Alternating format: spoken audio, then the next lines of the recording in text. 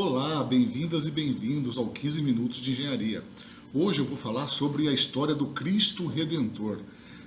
Não é a história do Cristo Redentor propriamente dito, mas sim da estrutura de concreto armado que está por dentro do Cristo Redentor.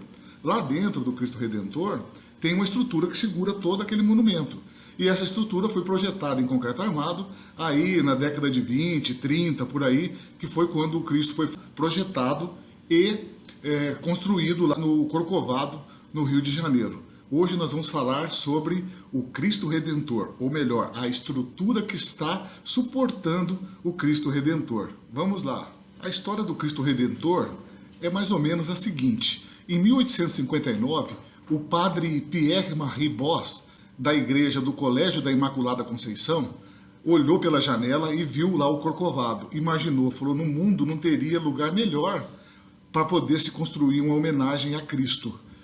O próprio Corcovado, o Morro do Corcovado, ele é o pedestal ideal, é o melhor pedestal que pode existir no mundo para poder se construir uma homenagem ao Cristo.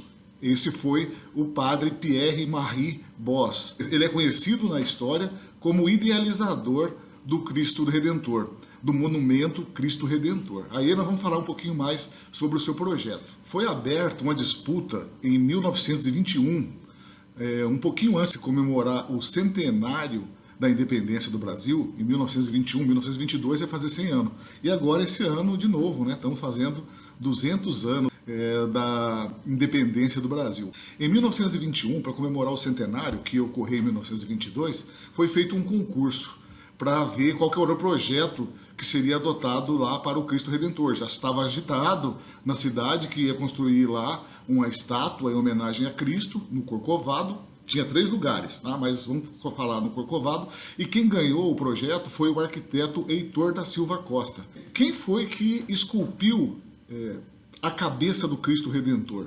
Quem esculpiu a cabeça do Cristo Redentor foi o Maximilian Paul Landowski, ajudado também pelo romeno George Leônida.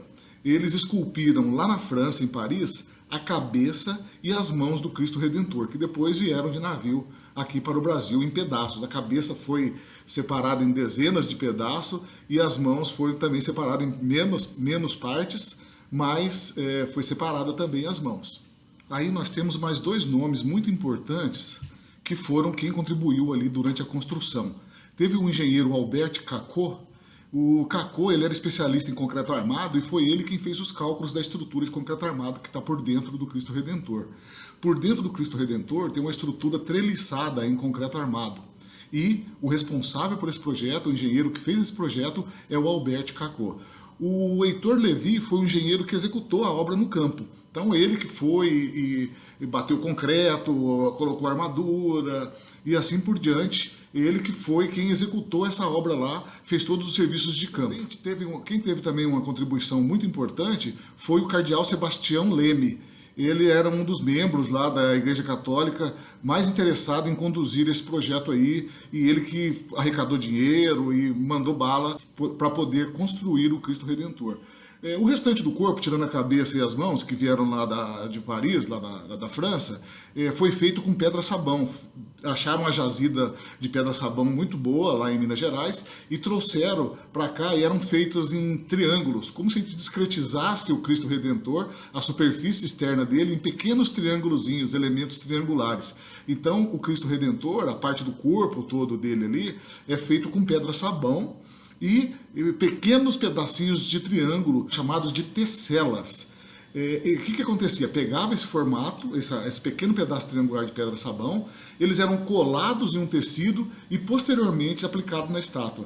Foi feito isso parecido com um mosaico, por exemplo. Então foi milhares de tesselas que foram utilizadas para poder fazer o corpo e os braços do Cristo Redentor.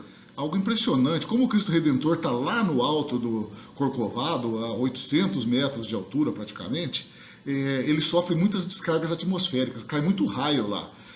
Tem um estudo aí do INPE, Instituto de Pesquisas Espaciais, que diz que o Cristo Redentor recebe em média 6 raios por ano. E às vezes esses raios danificam o Cristo Redentor. Vou colocar aí uma imagenzinha do Cristo sofrendo raio daqui a pouco. Ele foi inaugurado em 1931. Então a inauguração dele foi no dia de Nossa Senhora Aparecida, um evento que parou a cidade do Rio de Janeiro nesse ano aí. Também teve lá na inauguração da estátua o cardeal D. Sebastião Leme e benzeu a estátua.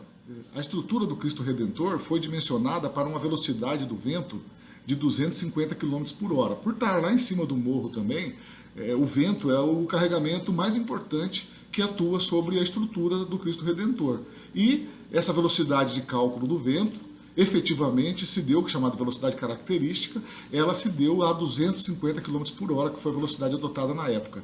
Se nós formos analisar aos olhos de hoje, que é o que a gente pretende fazer aqui, olhando um trabalho aqui do pessoal lá do IME, depois eu dou os créditos direitinho, se a gente for analisar, a gente vai ver que aplicando as normas de hoje, que é a norma NBR 6123, que é a norma de vento, e temos também a NBR 6118, que é a norma de concreto armado. Se nós formos analisar os olhos de hoje, nós vamos ver que o Cristo foi muito bem projetado e atende tranquilamente às normas existentes hoje. Isso em 1921 por aí, 22, foi a época em que ela foi feita e projetada e executada.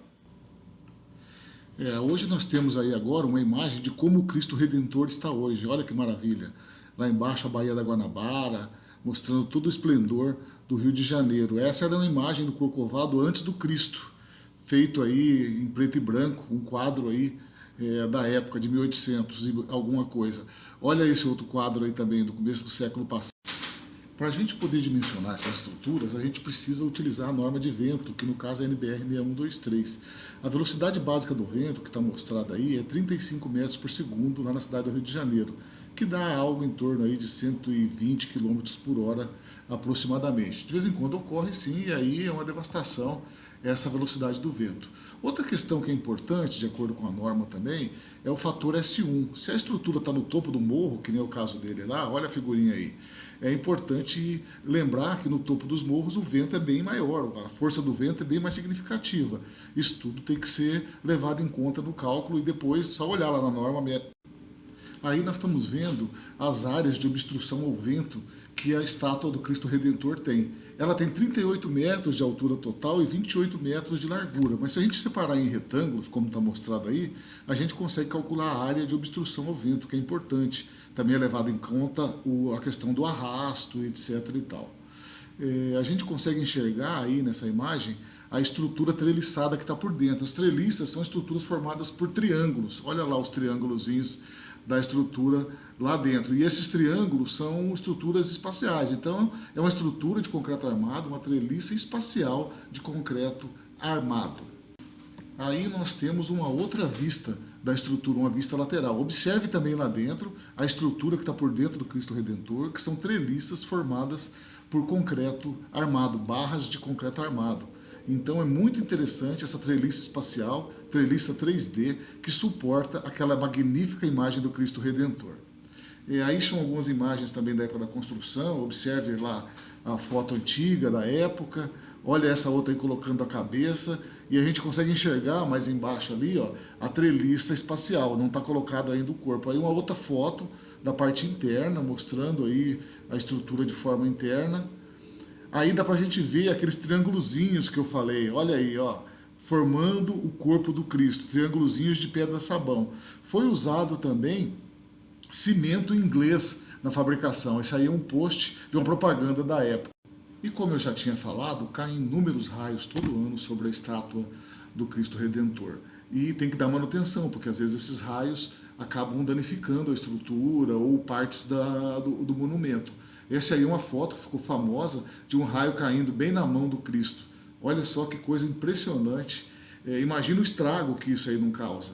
E aí o pessoal tem que fazer manutenção, como a gente está mostrando aí nessa foto. O pessoal indo, dando manutenção lá nos para-raios. Observe ali os para-raios em cima do Cristo. E agora dando os créditos aí ao professor Eduardo Tomás, lá do IME, Instituto Militar de Engenharia, que disponibilizou aí na internet esse trabalho aí sobre vento do Corcovado, NBR 6123. Então, muito obrigado aí ao professor Eduardo Tomás, desejamos muito sucesso a ele, e esse presente que ele nos deu nós temos que agradecer. Outro que nós também consultamos bastante aqui foi o site do Comandante Nobre, tá aí, e também vou colocar lá no link aí da descrição do vídeo, na descrição do vídeo, os links desses dois trabalhos. ok? Agradecemos aí tanto ao professor Tomás como ao comandante Nobre por esse material maravilhoso. Então, eu espero que vocês tenham gostado aí da história do Cristo Redentor e daqui a pouco estamos de novo aí com mais um episódio do 15 Minutos de Engenharia. Então, não deixe de se inscrever no nosso canal e curtir o vídeo para que a gente possa continuar divulgando a engenharia de estruturas para mais pessoas. Um grande abraço e até a próxima!